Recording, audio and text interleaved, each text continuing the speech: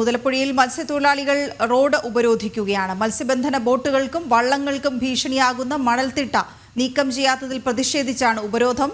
Collector നേരിട്ടെത്തണമെന്നാണ് പ്രതിഷേധക്കാരുടെ ആവശ്യം. ടിൻഡു ദാസ് ചേരുന്നു വിവരങ്ങളുമായി. ടിൻഡു, കളക്ടർ നേരിട്ട് വരാനുള്ള സാധ്യതയാണോ അതോ ചർച്ചകൾ മറ്റ് വഴിയിലാണോ? എന്തായാലും ഈ റോഡ് ഉപരോധമടക്കം കടുത്ത നടപടികളിലേക്ക് കടക്കുമ്പോൾ എന്താണ് അവസ്ഥ? ഫിഷറീസ് ഓഫീസ് പൂർണ്ണമായിട്ട് ഉപരോധിച്ചുകൊണ്ടാണ് മത്സ്യത്തൊഴിലാളികൾ സമരവുമായിട്ട് മുന്നോട്ട് പോകുന്നത്. ഇന്നലെയും അതിന് പിന്നിലത്തെ ദിവസവും സൂചനാ പണിമുടക്ക് പോലെ ഒരു ഉപരോധ സമരം ഉണ്ടായിരുന്നതിന് സർക്കാരിന്റെ ഭാഗത്തു നിന്നും ഒരു ഇടപെടൽ ഉണ്ടാകുന്നില്ല. ആ ഒരു സാഹചര്യത്തിൽ തന്നെയാണ് അവർ വലിയ രീതിയിലുള്ള സമരമാർഗവുമായിട്ട് മുന്നോട്ട് പോകുന്നത്. ഇന്നിപ്പോൾ റോഡ് ഉപരോധിച്ചുകൊണ്ടുള്ള സമരവുമായിട്ടാണ് ഇവർ മുന്നോട്ട് പോകുന്നത്.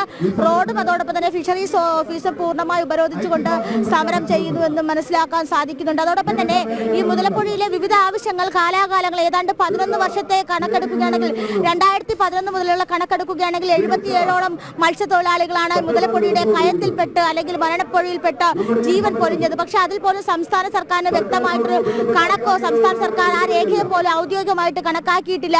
അപ്പോൾ കാലങ്ങളായിട്ട് മത്സ്യത്തൊഴിലാളികളോട് കാണിക്കുന്ന അവഗണനയ്ക്കെതിരെയാണ് ഇവരിപ്പോൾ സമരവുമായി മുന്നോട്ട് എത്തിയിരിക്കുന്നത്.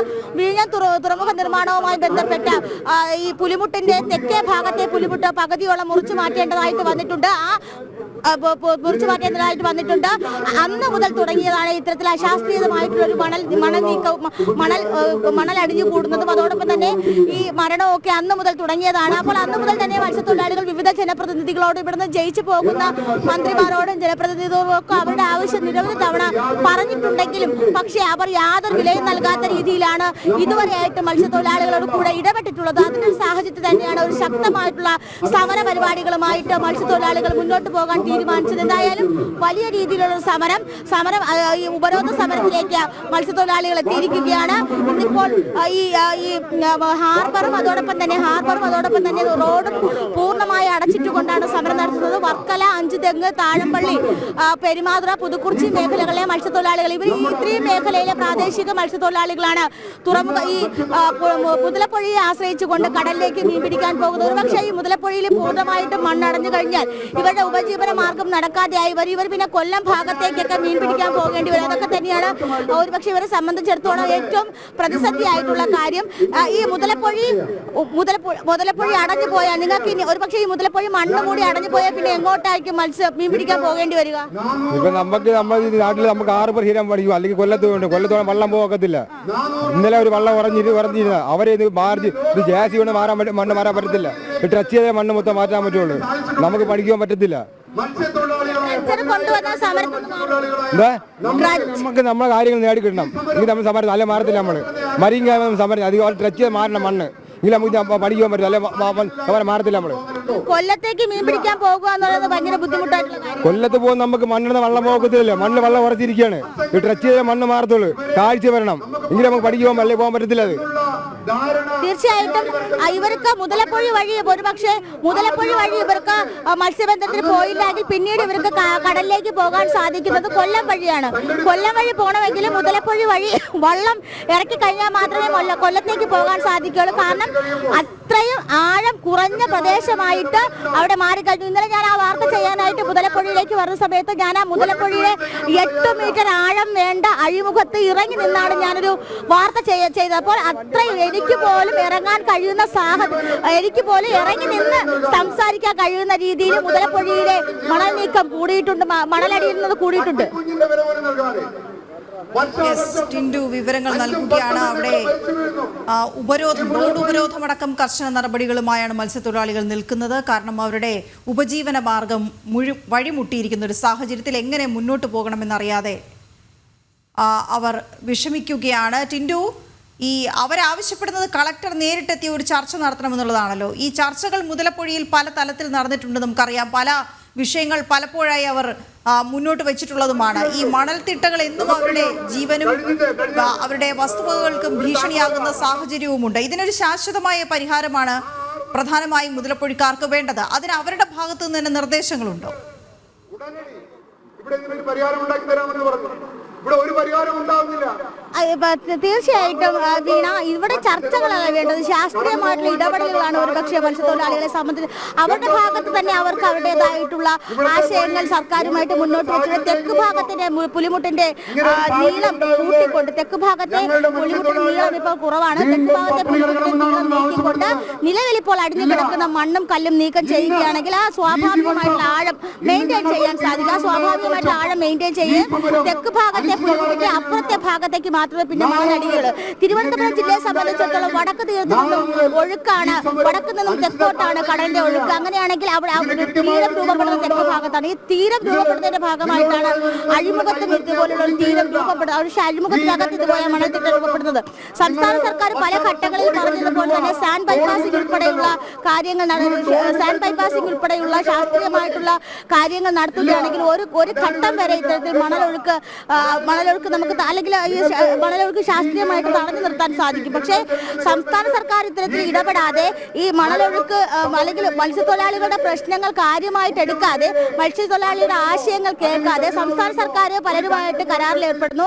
ആ കരാറുകാർ ചെയ്യുമെന്ന വാദം മുന്നോട്ട് വയ്ക്കുന്നു. സംസ്ഥാന സർക്കാരിന്റെ കയ്യിൽ മണ്ണില്ല എന്ന് പറയുന്നത് നമുക്ക് ഓർമ്മയുള്ളതാണ്. 2024 സജി ചെറിയാൻ പറഞ്ഞത് ഇനി മുതലപ്പൊഴിയിലെ കടലിൽ കൊണ്ടിടാൻ സംസ്ഥാന സർക്കാരിന്റെ കയ്യിൽ പണമില്ല എന്ന്. 175 കോടി രൂപയാണ് ഈ മുതലപ്പൊഴിയിലെ വികസന പ്രവർത്തനങ്ങൾക്കായിട്ട് മാത്രം സംസ്ഥാന സർക്കാർ വകയിരുത്തിയത്. പക്ഷേ ആ തുകയൊക്കെ എങ്ങോട്ട് പോയി എന്ന കാര്യത്തിലാണ് നമുക്ക് ആ മുതലപ്പൊഴി വന്ന് കാണുമ്പോഴാണ് മനസ്സിലാക്കാൻ സാധിക്കുന്നത്.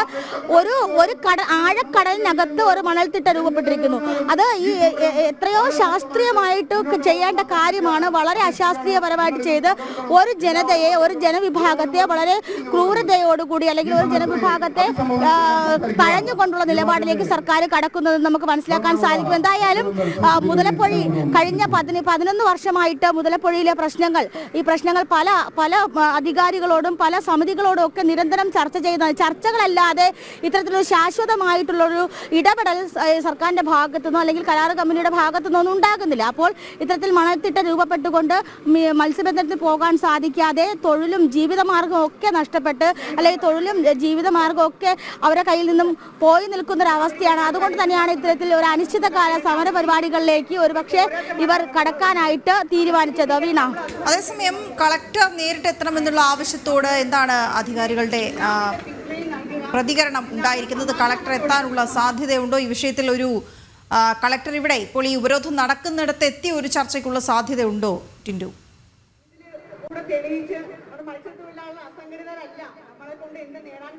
തീർച്ചയായിട്ടും അത് തന്നെയാണ്. ഫിഷറീസ് സെക്രട്ടറിയും കളക്ടറും അല്പസമയത്തിനകം ഇങ്ങോട്ട് വരുമെന്നാണ് അറിയിച്ചിട്ടുള്ളത്. അപ്പോൾ നമുക്ക് എന്താണ് നിങ്ങളുടെ ഇപ്പോഴത്തെ ആവശ്യം? കളക്ടറും ഫിഷറീസ് സെക്രട്ടറിയും ഒക്കെ വരികയാണെങ്കിൽ ഈ സമരത്തിൽ നിന്നും പിന്മാറാൻ തയ്യാറാകും? ഒരു കാരണം ഞങ്ങളുടെ ആവശ്യം എന്ന് വെച്ചാൽ ഞങ്ങളുടെ മണൽ നീക്കണം. അത് കഴിഞ്ഞിട്ട് അതിൽ ചേർന്ന് തന്നെ പുലിമുട്ടിടണം. കല്ലിട്ടാലേ മണൽ കയറാതിരിക്കൂ. അല്ല വെറും മണൽ നീക്കുന്ന JCBക്ക് മണൽ നീക്കാൻ പറ്റില്ല. അതിൻ്റെ ഡ്രഡ്ജിങ് മെഷീൻ വെച്ച് തന്നെ മണൽ നീക്കേണ്ട ആവശ്യമുണ്ട്. ഉദ്യോഗസ്ഥന്മാർ വന്ന് അല്ലെങ്കിൽ മന്ത്രിമാർ വന്ന് ഞങ്ങളെ പറ്റിച്ചുകൊണ്ട് പോയിട്ട് കാലങ്ങൾ കുറേയായി. ഒരിക്കലും ഇനി ഞങ്ങൾ മാറിപ്പോകുന്ന ഒരു സംവിധാനമില്ല. അവർ വന്നാലും ആദ്യം മെഷീനെല്ലാം കൊണ്ട് കടുപ്പിച്ചതിന് ശേഷം ഞങ്ങൾ റോട്ടിൽ നിന്ന് പിരിയും. അതുവരെ ഞങ്ങൾ ഇരിക്കും. ഞങ്ങൾ നോമ്പും പിടിച്ച് ഈ വലിയ 40-50 ഡിഗ്രി ചൂടുള്ള വെയിലത്തിരിക്കണം എന്തിനെന്നറിയാം. നാളെ ഞങ്ങൾ കടലിൽ പോയി ഞങ്ങളുടെ മക്കളുടെ ഉപജീവന മാർഗം തേടാൻ വേണ്ടിയാണ്. അത് പോകാൻ പറ്റാതെ വള്ളങ്ങളെല്ലാം ഹാർബറിൽ കെട്ടിയിട്ടിരിക്കുകയാണ്. അത് ദിവസങ്ങളായി ഞങ്ങൾ പോയാൽ ഒന്നും കിട്ടുന്നേമില്ല. ഇവന്മാർ പറയണേ ലേറ്റ് വെച്ച് മീൻ പിടിക്കരുതെന്നാണ് മന്ത്രിമാർ പറയണത്. പക്ഷേ ഒരു 50 കിലോമീറ്റർ അപ്പുറത്തേ നോക്കി നമ്മൾ എയർപോർട്ടിനെക്കാളും വെട്ടമുള്ള കപ്പലുകളാണ് വന്നിരുന്ന് മീൻ പിടിക്കുന്നത്, വിദേശ കപ്പലുകൾ. അതിനൊക്കെ ലൈസൻസ് കൊടുത്ത ഈ മന്ത്രിമാരാണ്, ഇവിടെ ഇരിക്കുന്ന മന്ത്രിമാരാണ്. കേന്ദ്രത്തിലും കേരളത്തിലുള്ള മന്ത്രിമാരാണ് ലൈസൻസ് കൊടുത്തിരിക്കുന്നത്. ഞങ്ങൾക്ക് ഒരു കൊഞ്ചുപൊടി പോലും കിട്ടുന്നില്ല. അവർ വലിയ മീനെല്ലാം പിടിച്ച് ഹെലികോപ്റ്ററിൽ കയറ്റി പല രാജ്യത്തെ ഇപ്പോ ഈ ഡ്രഡ്ജർ കൊണ്ടുവരാതെ സമരത്തിൽ നിന്ന് മാറില്ല. തീർച്ചയായിട്ടും ഞങ്ങളുടെ ആവശ്യം പരിഹരിക്കാൻ പോവില്ല. ഞങ്ങളുടെ ആവശ്യം പരിഹരിച്ചാൽ പറ്റൂ. അതിനാണ് ഇത്രയും. ഞങ്ങൾ 5 പേരല്ല 50 പേരല്ല 10,000 ജനങ്ങളാണ്. ഇവിടെ നിന്നും പല രാജ്യത്തു നിന്നുണ്ട്. ഈ ജില്ലയിൽ നിന്നല്ല പല ജില്ലയിൽ നിന്നും തൊഴിലാളികൾ ഈ ഹാർബർ കൊണ്ട് ജീവിക്കുന്നവരാണ്. ഒരു കാരണവശാലും ഞങ്ങൾ പിന്മാറില്ല. ഞങ്ങൾ അതാണ് ഇവിടെ ഇരിക്കുന്നത്. ഞങ്ങൾ അടികൂടാനല്ല. ഞങ്ങൾ ഈ ഉദ്യോഗസ്ഥന്മാരുണ്ടല്ലോ, പോലീസ് ഉദ്യോഗസ്ഥന്മാർ, ഞങ്ങൾ അങ്ങോട്ടും ഇങ്ങോട്ടും പോണ കാത്തിരിക്കും രാത്രിയായാലും.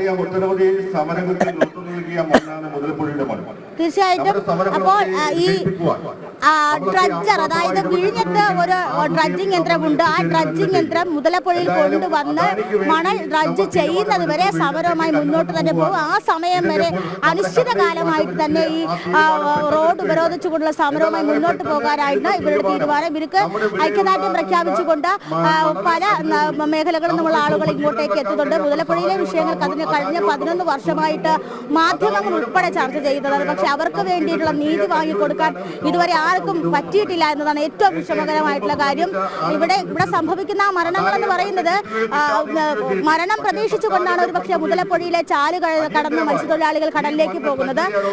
അവർക്ക് നമുക്കൊക്കെ നാളെ ജീവിക്കാനുള്ള പ്രതീക്ഷ ഉണ്ടാകുമ്പോൾ ഇവിടെ അവർക്ക് നാളെ മരണമാണ് അവരുടെ പ്രതീക്ഷ എന്ന് പറയുമ്പോൾ അവരുടെ പ്രശ്നങ്ങൾ കാലാകാലങ്ങളായി ചർച്ച ചെയ്യുന്നതല്ലാതെ ഇവിടെ ശാസ്ത്രീയമായിട്ടുള്ള ഇടപെടൽ ഉണ്ടായിട്ട് അവരുടെ പ്രശ്നങ്ങൾ പരിഹരിച്ച് മണൽ നീക്കം ചെയ്ത് മുതലപ്പുഴയിലെ ആഴം മെയിൻറ്റെയിൻ ചെയ്ത് പുലിമുട്ട് പുനർനിർമ്മിച്ച് അവരുടെ ആവശ്യങ്ങളുമായി മുന്നോട്ട് പോവുക എന്ന് മാത്രമാണ് സംസ്ഥാന സർക്കാരിന്റെ ഭാഗത്തുള്ള ഒരു സംസ്ഥാന സർക്കാർ ചെയ്യാൻ സാധിക്കുന്നത്. അല്ലെങ്കിൽ കൊല്ലം ജില്ലയിലേക്കൊക്കെ മീൻ പിടിക്കാൻ പോകേണ്ടി വരും. പക്ഷെ അതൊക്കെ സാമ്പത്തികമായിട്ടും വളരെ ബുദ്ധിമുട്ടുള്ള കാര്യമാണ്. അതൊന്നും ഒരുപക്ഷെ ഈ പ്രദേശത്ത് കിടക്കുന്ന സാധാരണക്കാരായിട്ടുള്ള മത്സ്യത്തൊഴിലാളികൾക്ക് സാധിക്കില്ല. വീണ, ശരി ടിൻഡു.